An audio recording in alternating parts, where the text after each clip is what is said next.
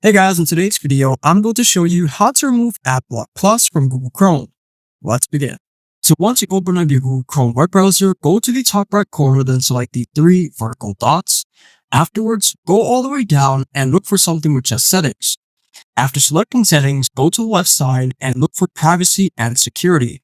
So after selecting Privacy and Security, you're going to go all the way to the bottom, and essentially where it says Additional Content Settings, you are going to select the drop-down option, scroll down, and look for something which says Intrusive Ads. And then you're going to select it, and it says here Default Behavior. Sites automatically follow the setting when you visit them.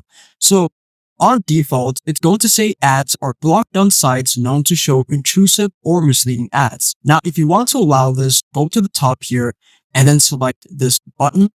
And then it's going to say that any site you visit can show any ad to you.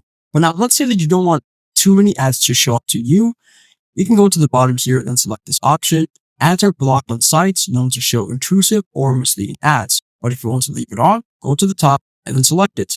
And there you go. If this video helped you out, then please leave a like and consider subscribing. It's free and it helps the channel to make more videos like this.